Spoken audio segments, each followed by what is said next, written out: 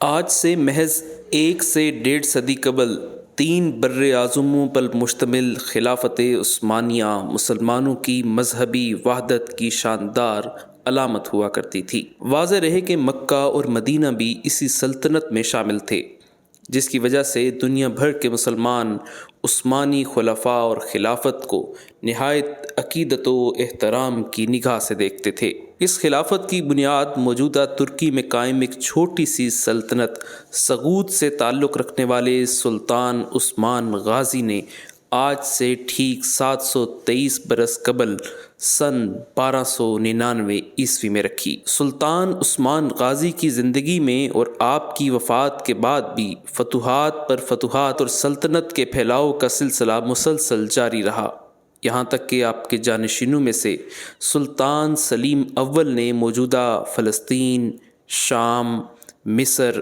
اردن اور عراق کو فتح کرتے ہوئے اپنی سلطنت میں شامل کر لیا۔ تاہم سلطان سلیم اول مکہ اور مدینہ کو بھی اپنی سلطنت میں شامل کرنا چاہتے تھے۔ واضح رہے کہ اس وقت تک مکہ اور مدینہ پر مصر کا مملوک خاندان حکمران تھا۔ اس زمانے میں مکہ اور مدینہ کے حکمران کو شریف مکہ کہا جاتا تھا، جس کی بنیادی ذمہ داری حجاج اور معتمرین کی خدمت ہوتی تھی۔ سلطان سلیم اول کی فتوحات کو دیکھتے ہوئے اس وقت کے شریف مکہ برکات بن محمد نے بغیر لڑے ہی آپ کی اطاعت قبول کر لی۔ اس طرح سلطان سلیم اول کو خادم الحرمین شریفین کے ساتھ ساتھ خلیفہ کا منصب بھی حاصل ہو گیا۔ یہ سلسلہ اس کے بعد 400 سال مسلسل جاری رہا۔ اس دوران مختلف عثمانی خلفاء تبدیل ہوتے رہے، لیکن عثمانیوں کے حرمین شریفین کے ساتھ لگاؤ، محبت اور ادب میں کبھی کمی نہ آئی۔ اس دوران مسجد نبوی صلی اللہ علیہ وسلم کی توسیع ہوئی،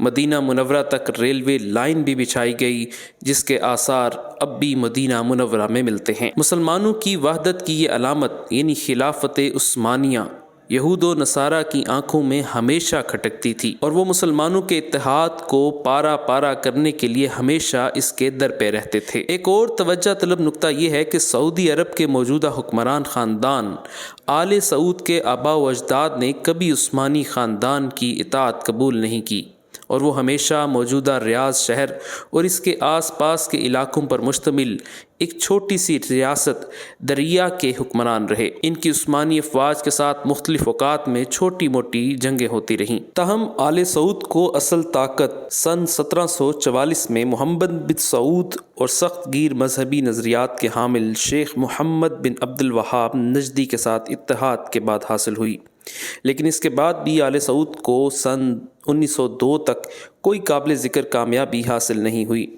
سن 1902 میں شاہ سلمان بن عبد العزیز کے والد شاہ عبد العزیز آل سعود نے ریاض سے اپنے حریف راشدی قبیلے کو بے دخل کرتے ہوئے اپنا قبضہ مزید مستحکم کر لیا۔ اس کے بعد انہوں نے مختلف مقامی قبائل سے جنگیں کرتے ہوئے اپنی سلطنت کو مزید پھیلا دیا، تاہم ان کی اصل منزل مکہ اور مدینہ کا اقتدار حاصل کرنا تھی۔ 1915 تک عبد العزیز نجدی، احسا اور قطیف سمیت موجودہ سعودی عرب کے بہت سے علاقوں پر قابض ہو چکے تھے، اور انگریزوں نے ان کو نجد کا حاکم بھی تسلیم کر لیا تھا۔ پہلی جنگ عظیم کے دوران خلافت عثمانیہ کو جرمنی کی حمایت کی سزا دینے و اس بہانے سے اس کا وجود ختم کرنے کے لیے حکومت برطانیہ نے عرب ممالک کو خلافت عثمانیہ سے بغاوت کرنے کا پروگرام بدنام زمانہ ایجنٹ لارنس آف عربیہ کے ذریعے بنایا، اور مکہ کے والی حسین بن علی کو، جسے شریف مکہ کہا جاتا تھا، اس بات پر آمادہ کیا گیا کہ اگر وہ خلافت عثمانیہ سے بغاوت کا اعلان کر دے تو اسے پورے عرب کا بادشاہ بنا دیا جائے گا،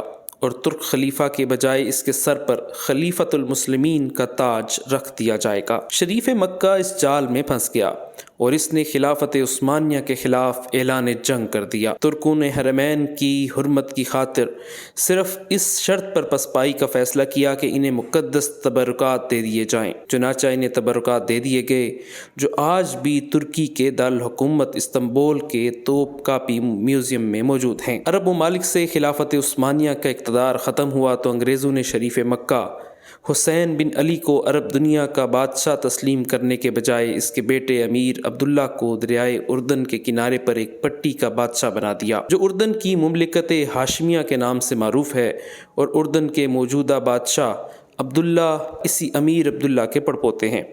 حکومت برطانیہ نے حجاز مقدس میں آل سعود کو آگے بڑھایا جو اس سے پہلے نجد اور اس کے اطراف کے حکمران تھے۔ انہوں نے غدار شریف مکہ حسین بن علی کو شکست دے کر 1924 میں حجاز مقدس پر قبضہ کیا اور سعودی مملکت قائم کر لی۔ اس کے بعد 1932 میں آل سعود نے موجودہ سعودی عرب کے قیام کا اعلان کر دیا۔ فوجیوں کی شکست کے بعد آل سعود کے اچانک آگے بڑھنے اور اس سے حجاز مقدس کا کنٹرول چھین لینے سے عام مسلمانوں کو یہ اطمینان ہوا کہ ایک غدار کو اپنے جرم کی سزا مل گئی ہے اور اس کی جگہ حجاز مقدس ایک مذہبی اور دیندار خاندان کی تحویل میں آ گیا ہے۔ لیکن اصل حقیقت یہ تھی کہ اس خاندان کے پیچھے بھی برطانوی حکومت تھی۔ واضح ہے کہ انگریزوں کا واحد مقصد مسلمانوں کے اتحاد پر مشتمل خلافت عثمانیہ کا اقتدار کا خاتمہ تھا اور حرمین سے ان کے اقتدار کا خاتمہ ان کی بڑی کامیابی تھی۔ یوں سرزمین حجاز اور موجودہ سعودی عرب بشمول حرمین شریفین پر آل سعود برسر اقتدار آ گئے اور تب سے لے کر اب تک وہاں کا اقتدار انہی کے پاس ہے۔